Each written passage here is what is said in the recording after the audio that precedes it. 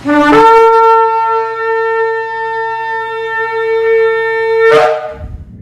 Shalom, está la congregación Beis-Tefilá desde el sector Candelaria, carretera número 2 en Arecibo.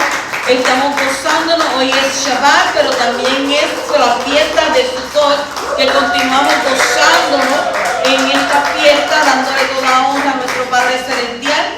Y esta que le habla es la Roa y la doctora Maritza Rivera. Estamos contentos porque vamos a hablar sobre la fiesta de Sukkot todo este tiempo, ¿verdad? Hemos estado hablando sobre esta fiesta de regocijo, de regocijarnos delante del Padre después de haber salido, ¿verdad? De esos días de los Yamim Noraim, de haber salido de Yom Kippur, y nos gozamos entonces ahora en Sukkot. Hacemos una introducción brevemente donde dice que Sukkot generalmente traducido como la fiesta de las cabañas o la fiesta de las tiendas, conmemora el periodo en el que los israelitas vivieron en tiendas o chozas durante su travesía en el desierto, después de salir ¿de dónde? De Misrayim. Y es celebrada por 7 días, desde el 15 al 21 de Tishri. Entonces una fiesta que está llena de regocijo, una fiesta llena de celebración, para la cual se ordena que se construya una tienda, se construya una sukkah, en plural sukkot, y que hagan de ella su casa temporal. En los hogares de nosotros, ¿verdad? Cada quien se supone que haga una sukkah y simbólicamente habite ahí en ella. Esta fiesta tiene un significado bien profundo. Además de recordar la historia del pueblo de Israel, la fiesta de las cabañas también promueve valores como la humildad, la gratitud y la dependencia de la providencia divina. ¿Por qué? Porque ahí usted no tiene todas las comodidades en esa sukkah. Entonces es una oportunidad para conectarse con la naturaleza y reflexionar sobre la fragilidad de la vida humana, recordándonos que debemos ser agradecidos por lo que tenemos y confiar en Yahweh Sebaot en todas las circunstancias. Nosotros encontramos esta fiesta en Levíticos 23, ahí están todas las fiestas que se supone que el pueblo de Israel tiene, ¿verdad?, que celebrar, y la fiesta de Sukkot está incluida ahí. El propósito principal de esta fiesta de las cabañas es que es recordar, es conmemorar la protección y la provisión de Yahweh durante el tiempo que el pueblo de Israel estuvo en el desierto.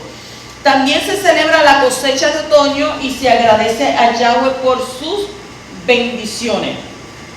Entre Yom Kippur y Sukkot, esos 4 días, los 4 días que median entre Yom Kippur y Sukkot, se caracterizan por un espíritu festivo.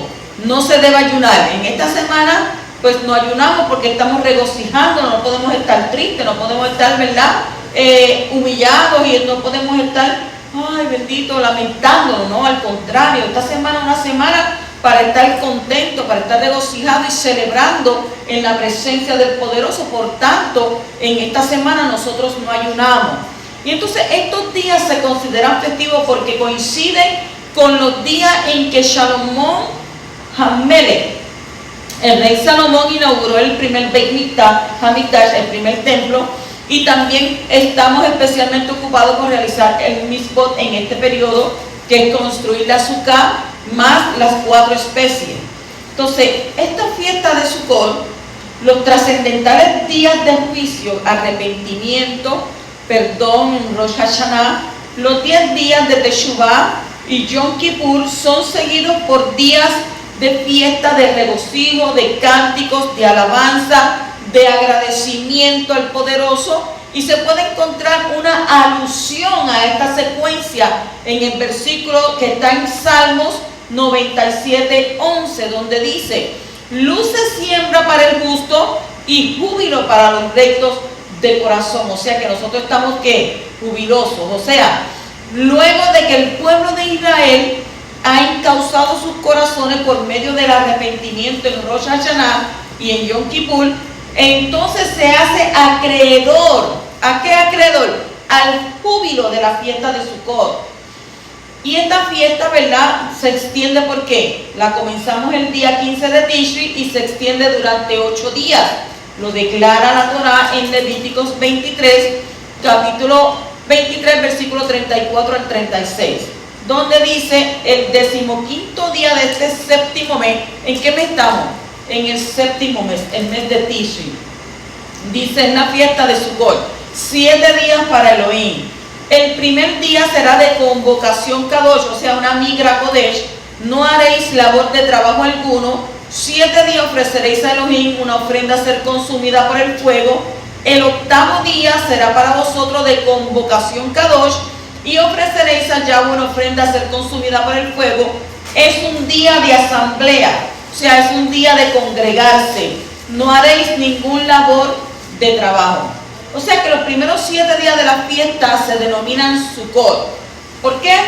Porque en ellos se nos ordenó morar en la Sukkah. Y el último día de la fiesta es llamado Atzeret.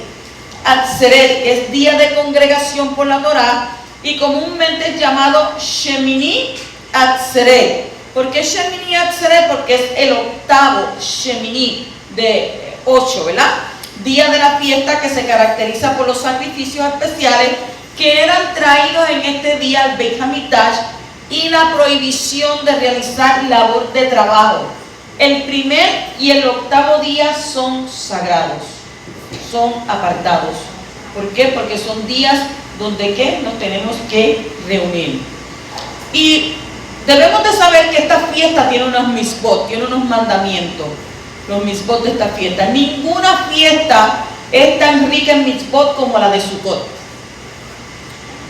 Sus mitzvot incluyen, escuchen esto, el precepto de la Torah de construir una sukkah y morar en ella.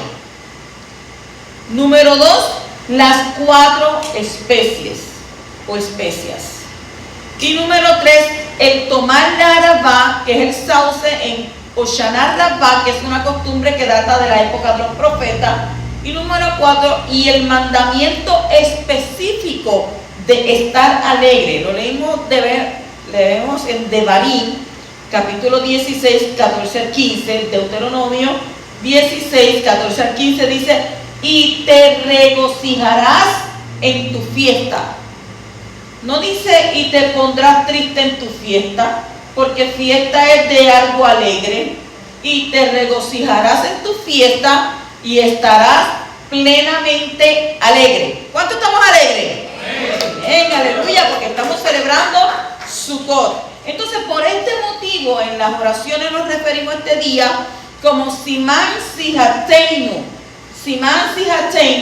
que dice que es época de nuestro regocijo. Entonces, ¿cuál es la mitzvah de la Sukkah? La Torah expresa en Levíticos capítulo 23, versículo 42 al 43, dice, moraréis en Sukkot durante 7 días. Todo israelita nativo y prosélito morará en Sukkot para que vuestras futuras generaciones sepan que yo hice morar a los hijos de Israel en Sukkot cuando los saqué de la tierra de Egipto. O sea, 6 meses antes de que el pueblo de Israel saliera de Egipto, había sido liberado del yugo de su esclavitud. Porque todos sabemos que ellos estaban en esclavitud por 400 años y otros dicen 430.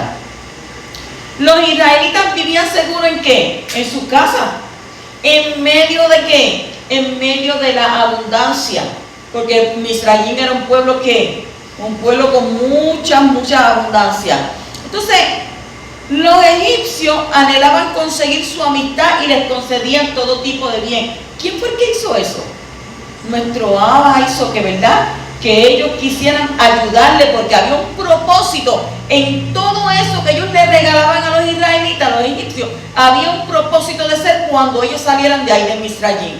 Y toda esa abundancia, todas esas cosas que ellos le daban, que ellos querían, dice que por conseguir su amistad, era porque Abba ponía en el corazón de ellos que tenían que darle, tenían que regalarle. Entonces, inclusive el malvado faraón y su sirviente querían persuadir al pueblo de Israel.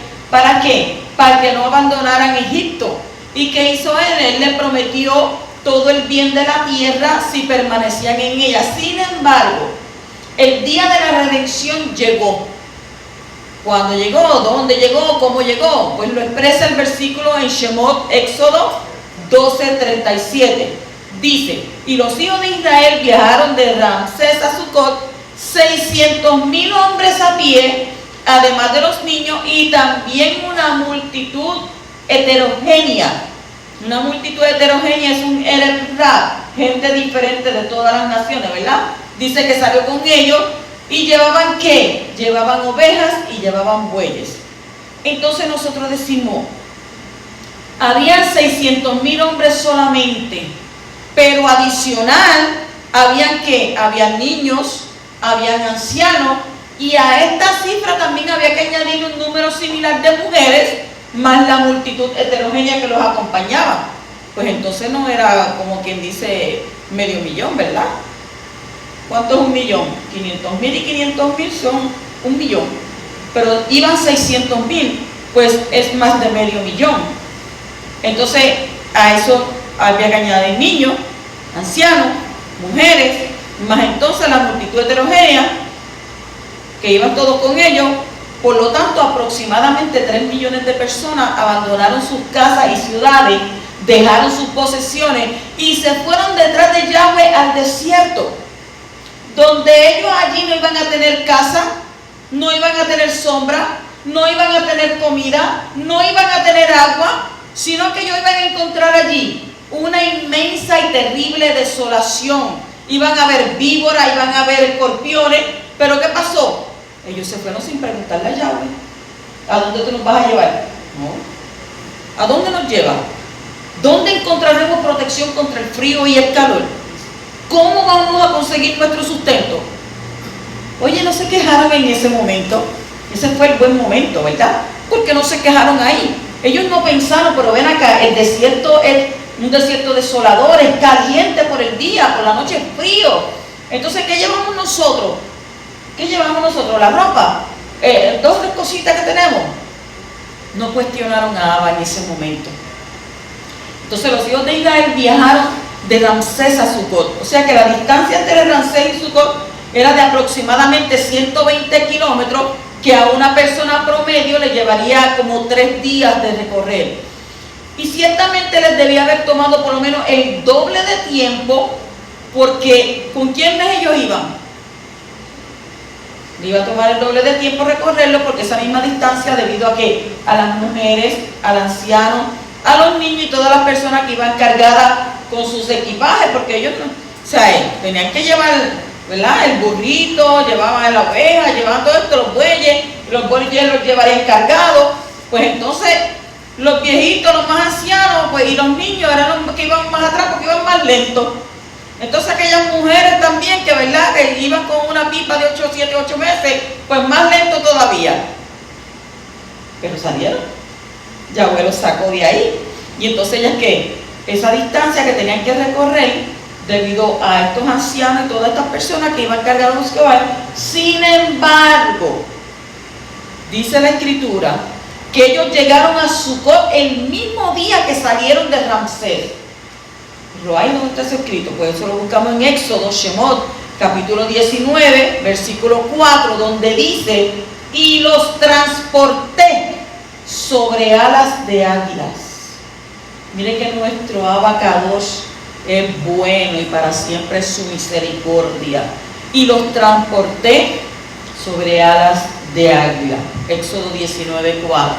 Entonces, esto nos enseña que aquel que sigue el camino de Yahweh y deposita su confianza en Él, no es abandonado y experimenta entonces sus milagros. Entonces, al llegar a Sucot, el pueblo entonces acampó hasta el día siguiente. Entonces, nuestros sabios enseñan que en ese lugar Yahweh construyó Sucot para los hijos de Israel. O sea que algunos sostienen que les proporcionó tiendas físicas donde resguardarse. Y ay, pero ¿cómo Yahweh le va a dar eso?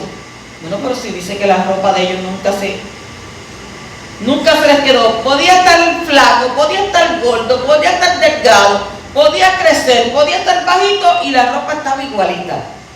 Y no había que lavarla porque siempre estaba olorosita a Downy. Entonces, primero Él les construyó verdaderas tiendas y luego en recompensa por haber abandonado sus hogares en Egipto, Él los recompensó. Y por haber morado en su temporaria sin formular quejas, no hicieron ninguna queja alguna hacia nuestro Abacadosh, los hijos de Israel. Entonces dice que merecieron que el Creador los rodeara con sus nubes de esplendor. ¿O no le puso nubes?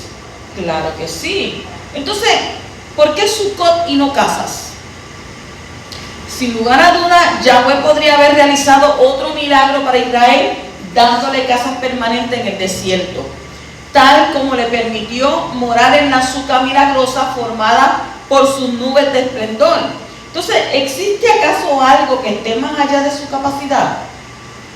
¿Por qué nos instaló en moradas temporarias cuando acamparon en Sucot? ¿Para qué? Para que las generaciones posteriores reconozcan que no existe morada duradera alguna como aquella provista por Yahweh, como expresa el versículo en Salmo 127:1.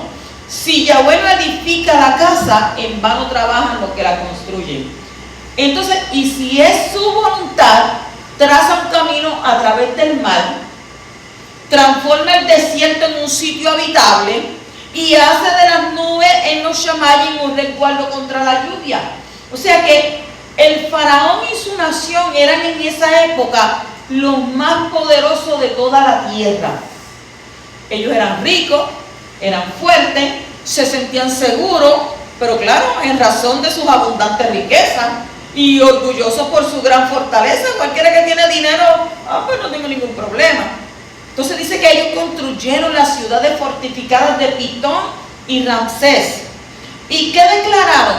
Ningún hombre, así dijo, ningún hombre se atreverá a invadir nuestro territorio y nadie saldrá de Egipto sin nuestro consentimiento. Y el gran río Nilo, porque ellos lo idolatraban, nos pertenece, dijeron.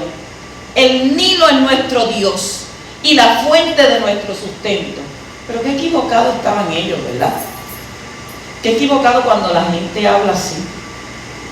Entonces, hubo alguien que dijo, ahora sé que Yahweh es más grande que todos los dioses. Eso usted lo consigue en Éxodo, Shemot 18:11.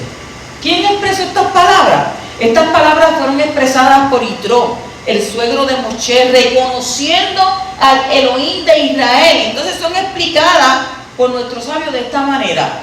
Ningún esclavo pudo jamás huir de Egipto. El único que huyó fue ¿quién? Moshe. ¿Pero por qué Moshe huyó? Porque Moshe se crió en el palacio. O sea que él era también de la alta jerarquía allí, y él podía salir. Pero, ¿y los plebeyos? Y Juan del pueblo, como le dicen, bueno, vamos a quitarle al Juan y decir, ¿verdad? Y Pedro del pueblo, o Juan del pueblo, lo que sea, ¿verdad? ¿Podían salir de allí, de esas fronteras? No, porque estaban selladas. Sin embargo, dice que Yahweh sacó a 600,000 hombres de Egipto. ¿Se opuso al faraón? ¿Se opuso toda la guardia de él? No, porque los israelitas de aquella generación, déjenme decirle, eran débiles en su fe. No eran unas personas que decían, no, pues yo no, pero ellos eran débiles en su fe. Entonces creían que la fortaleza era fortuna de los poderosos, que la seguridad correspondía a los ricos y que el dominio competía a los tiranos. Entonces lo único que ellos anhelaban era aliviar su condición de esclavo. ¿Para qué? Para ser como los demás egipcios.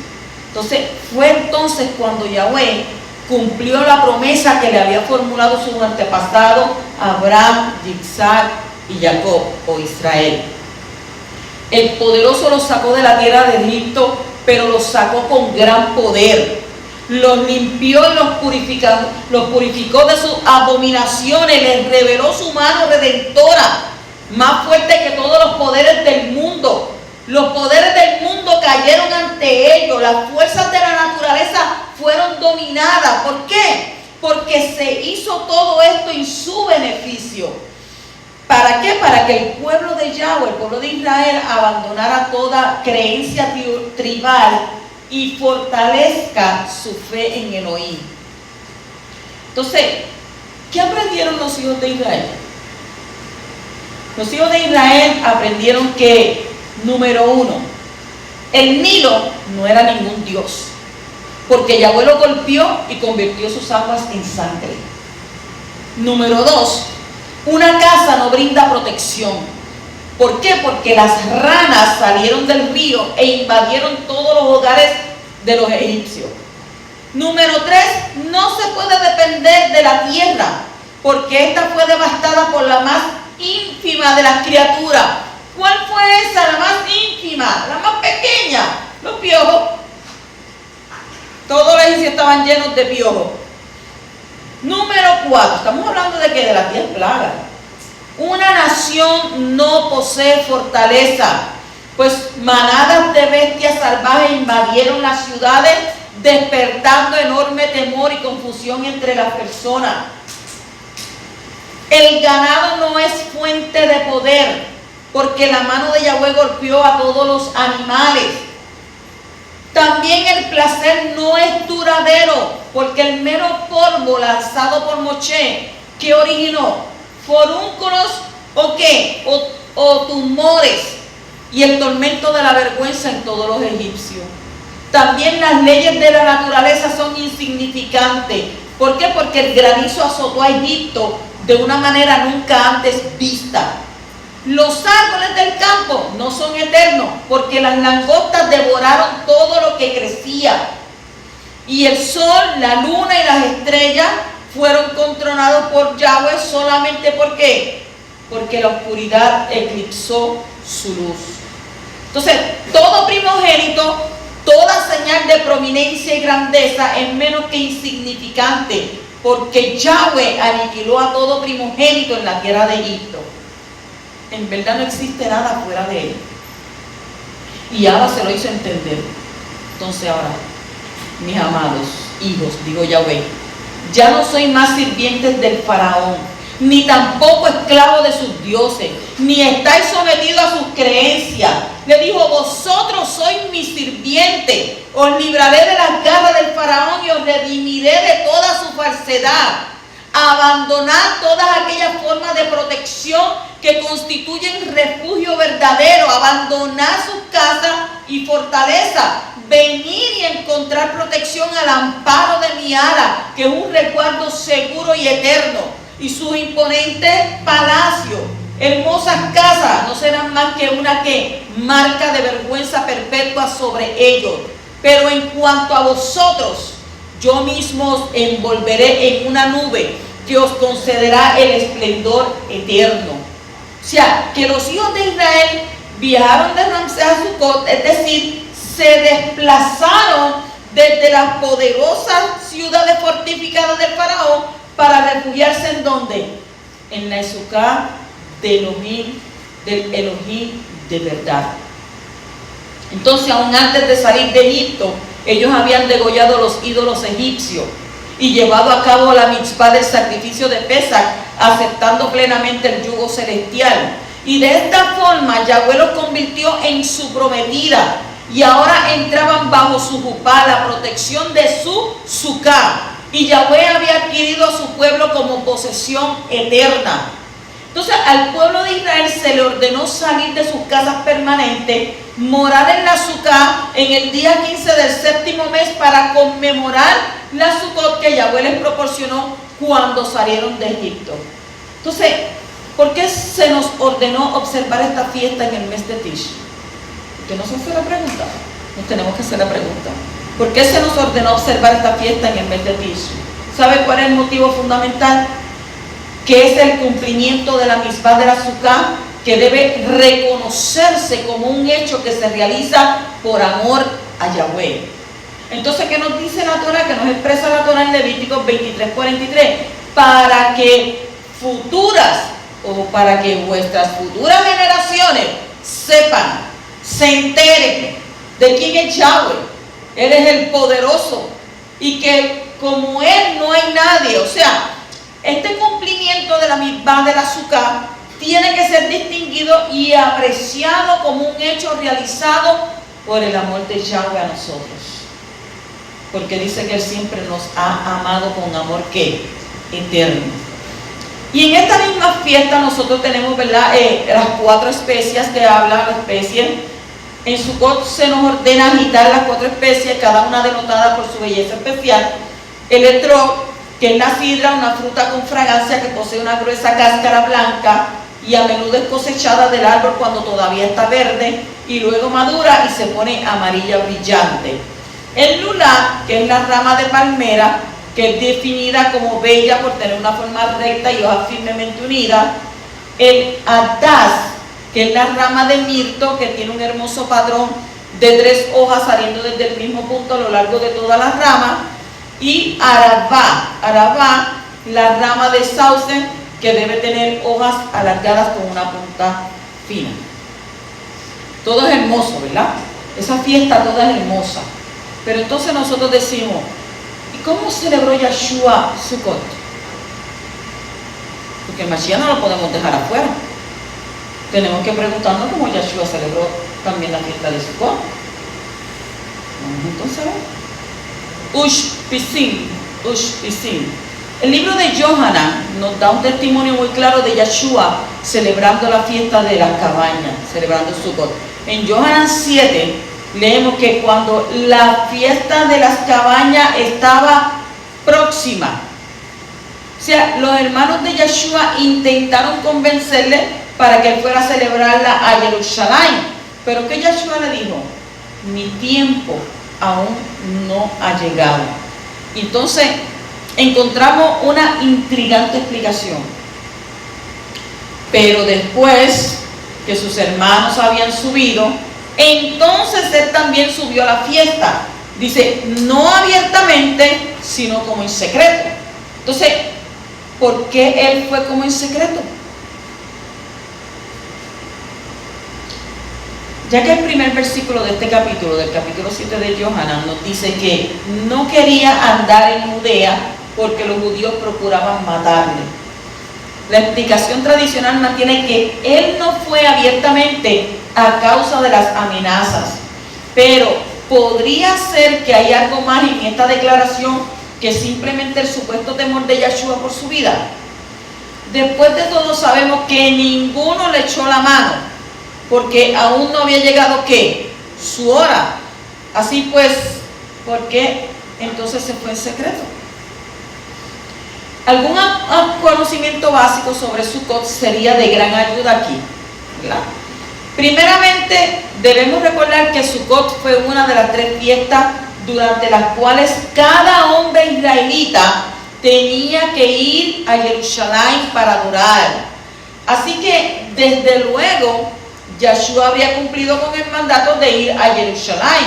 Y cuando le dice a sus hermanos, yo no subo todavía a esa fiesta. ¿Qué podemos ver ahí? Necesitamos entender que el énfasis es en todavía. ¿Ve? Él no va a subir todavía. No, pues vaya sin ustedes, yo voy después. Pero todavía yo no voy para allá. O sea, él no va a ir ahora con el grupo que salió primero. ¿Por qué? Porque él viajará en el último minuto y de incógnito, no necesariamente solo, pero tampoco con una gran caravana. Entonces, ¿pero por qué va de incógnito? Y uno de los aspectos más importantes de Sukkot es invitar a los huéspedes a una sukkah, a una cabaña propia. Y durante la semana de la fiesta, la gente se mueve de una sukkah a otra sukkah, realizando que hospitalidad y experimentando hospitalidad, cambiando de ser anfitriones a ser invitados y viceversa. Y algunas veces a esta costumbre se le denomina ushpisim. Literalmente significa huésped en arameo. Pero la tradición del ushpisim espiritual no surgió por completo hasta en algún momento de la Edad Media, por eso no existía en los tiempos de Yeshua. Sin embargo, la práctica de la hospitalidad, de invitar a huéspedes físicos, se llama Hashnasat Orshim. Hashnasat Orshim siempre ha sido una de las principales ordenanzas del judaísmo, dar la bienvenida a los huéspedes durante Sukkot, y es especialmente muy importante ya que de muchas maneras la sukkah representa y refleja la tienda de ¿quién? De Abraham. Porque ¿qué hizo Abraham también en el desierto cuando iba? Hizo tiendas, ¿verdad? Entonces la tradición yahudí deriva de la mitzvah de la hospitalidad de Abraham según Bereshit, Génesis capítulo 18. Así pues, no hay duda de que la práctica de invitar a huéspedes a nuestra sucá, especialmente huéspedes honrados, fue también ampliamente extendida en los tiempos de Yeshua. Y hay que señalar aquí que aunque la gente podía tener invitados durante todas las noches que duraba la fiesta, por supuesto, la noche más festiva e importante era la primera noche, que era la víspera de Sukkot. Ahora, vamos a regresar a Yeshua. Todo está claro en esa explicación, ¿verdad? Siendo un famoso rabino, porque le decían rabí y maestro, probablemente él hubiera sido invitado en esa noche especial por varias personas e inevitablemente hubiera tenido que anular algunas invitaciones. Entonces creo que esta es la razón por la que no hizo pública su aparición y fue como si fuera en secreto. Y probablemente a celebrar Sukkot con alguien que era especialmente amado por él. Quizás el mismo Yohanan, Juan, que era el discípulo a quien él más amó, ¿verdad? Entonces cuando Yeshua apareció públicamente en el Mishkan, en el templo, como a mitad de la fiesta, dice que ya era la Kol Haomed, los días intermedios de la fiesta, y dice que ya estaba preparado para aceptar las invitaciones adicionales para las siguientes noches. Entonces, el último y gran día de esta fiesta, la próxima vez, ¿cómo vamos a ver a Yeshua? Vamos a ver a Yeshua durante ese Sukkot. En el último día dice, y gran día de la fiesta, Yeshua se puso en pie, alzó la voz diciendo, si alguno tiene sed, venga a mí y beba, y el que cree en mí, como dice la Escritura, de su interior correrán ríos de agua viva. O sea, ¿por qué habló del agua? Qué imagen tan extraña para hablar durante la fiesta, ¿verdad? Había algo conectado con el agua en la celebración contemporánea de Sukkot que pudiese explicar el uso de esta imagen por Yeshua. De hecho que lo había. En los días del segundo Mishkan, del segundo templo, la mayor celebración en Sukkot era la celebración de la libación del agua. Sukkot es el comienzo de la estación lluviosa en Israel y la libación del agua se hacía para invocar la bendición de Yahweh sobre las lluvias del año.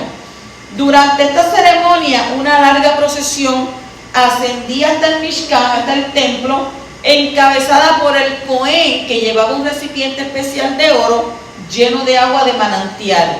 ¿Y qué hacía él? Esta agua se derramaba sobre el altar. Y la descripción de esta ceremonia que puede encontrar en la Mishnah, también dice la alegría que provocaba era tan grande que se transformó en un proverbio. ¿Sabe cómo decía? Quien no ha visto Simhat Bedha Shoeva, la alegría de derramar el agua, no ha visto la alegría en su vida. Ahora, aunque los rabinos atribuyeron un significado simbólico a la ceremonia conectado con la dispensación de la lluvia, la principal referencia, según ellos, eran las bendiciones futuras que serían derramadas sobre ellos en los tiempos del Mashiach, señalando especialmente la lluvia del Ruach, del Espíritu, como se puede ver, ¿verdad?, en distintas afirmaciones de la Escritura. Entonces, ¿por qué se llama Bet HaShoeva? Debido al derramamiento del Ruach HaKodesh, según lo que está escrito, dice en Yeshayahu, capítulo 12, versículo 3 al 6, con alegría recogeremos agua de los pozos de salvación.